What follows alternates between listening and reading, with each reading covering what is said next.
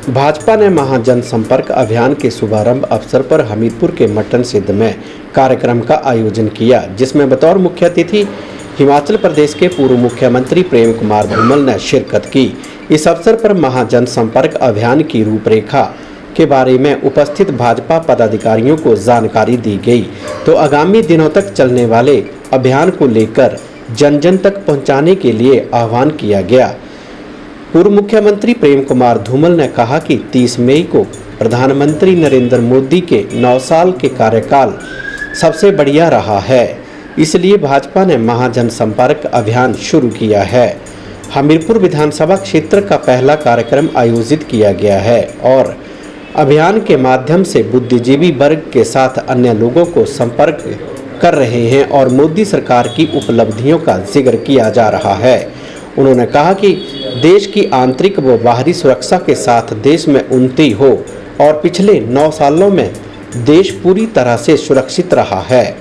धूमल ने कहा कि भारत ने चाइना और पाकिस्तान को पिछले समय में करारा जवाब दिया है और अब देश सुरक्षित है। उन्होंने कहा कि जिस श्रीनगर में तिरंगा फहराने के लिए कोई जाता नहीं था, वहां पर तिरंगा फहराने का काम आज के समय में हुआ है। वहीं G20 की बैठक में 20 देशों के प्रतिनिधि भी श्रीनगर में रह गए हैं, जिससे पीएम मोदी के देश के लिए किए गए कार्य की सराहना की गई है। 30 मई को मोदी जी की सरकार के 9 वर्ष का कार्यकाल पूरा हुआ है। ये स्वर्णिम उपलब्धियों का कार्यकाल रहा है। आज तक का सबसे बढ़िया कार्यकाल रहा है। इसलिए पार्टी ने निर्णय लिया है कि सारे देश में, जैसे आपने कहा, महासंपर्क जनसंपर्क अभियान आज से प्रारंभ किया जाए। हमीरपुर विधानसभा क्षेत्र का ये पहला कार्यक्रम है। इस संपर्क अभियान के माध्यम से हम देश भर के बुद्धिजीवियों को, वरिष्ठ नागरिकों को, समाज में प्रतिष्ठित लोगों को, समाज के विभिन्न वर्गों में जिन्होंने शानदार काम किया उन लोगों को संपर्क कर रहे हैं, उनके पास जा रहे हैं, मोदी जी की सरकार की उपलब्धियों का जिक्र उनके साथ कर रहे हैं, इसके संबंध में साहित्य उन्हें दे रहे हैं, ताकि जब वो आपस में चर्चा करें कि आखिर देश के लोगों को क्या अपेक्षा है सरकार से। देश सुरक्षित रहे, बाह्य सुरक्षा हो, आंतरिक सुरक्षा हो, आर्थिक विकास हो और देश आगे बढ़े। तो हर फ्रंट पर मोदी सरकार सफल रही है। चीन और पाकिस्तान को उनको सीमा पर रोक के रखा है, उनसे कोई खतरा हमें आज नहीं है। वो जानते हैं कि अगर भारत के साथ शरारत करेंगे तो माकूल जवाब मिलेगा। सर्जिकल स्ट्राइक के माध्यम से दे चुके हैं जवाब, एयर स्ट्राइक के माध्यम से दे चुके हैं, गलवान घाटी में दे चुके हैं, अरुणाचल में दे चुके हैं। और आंतरिक सुरक्षा, इससे बड़ा सबूत क्या हो सकता है कि जिस श्रीनगर में तिरंगा फहराने के लिए कोई जाता नहीं था, बड़े बड़े आंदोलन हुए, लोगों को गिरफ्तार कर लिया जाता था, वहाँ पर तिरंगा केवल लाल चौक में ही नहीं, हर कश्मीरी के घर पे तिरंगा लहराया गया। और अब जो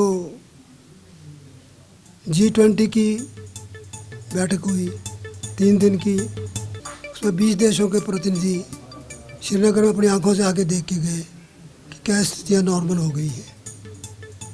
370 ख़त्म हुई, 3 तलाक ख़त्म हुआ, जो रुकावटें थी वो ख़त्म की गई हैं। तो आंतरिक सुरक्षा भी देश में बढ़ी है। आतंकवाद की घटनाएं घटी हैं, अब बम विस्फोट नहीं होते, लोगों की बेगुनाह लोगों की जान नहीं जाती। तो सीमा पर सुरक्षा, देश के अंदर सुरक्षा। और जब महामारी आई कोरोना की, तो 140 करोड़ के देश में हर किसी को मुफ्त में वैक्सीनेशन उपलब्ध करवा के उस बीमारी से बचाया गया। दुनिया के 150 देशों को वैक्सीनेशन फ्री में दिया गया। अमेरिका जैसे बड़े जो अमीर देश थे वो बेच रहे थे दवाइयाँ और भारत दुनिया के लोगों को मुफ्त दे रहा था। यही कारण है कि आज अमेरिका का राष्ट्रपति भी हमारे प्रधानमंत्री से ऑटोग्राफ मांग रहा है और ऑस्ट्रेलिया का प्राइम मिनिस्टर उनको बॉस बोल रहा है। गायना का प्राइम मिनिस्टर उनके पैर छू रहा है। आज विश्व भर में मान सम्मान बढ़ा है। विश्व का सबसे लोकप्रिय नेता हमारे देश का नेता है। ये सारे गौरव के लिए, गौरव की बात है सारे देश के लिए। प्रधानमंत्री को एक पार्टी के नहीं है और वो तो देश के हैं। मोदी का सम्मान 140 करोड़ लोगों के देश का सम्मान है। वहीं मुख्यमंत्री सुक्खू के बयानों पर पूर्व मुख्यमंत्री प्रेम कुमार धूमल ने जवाब देते हुए कहा कि वायदा करना आसान होता है लेकिन निभाना मुश्किल होता है।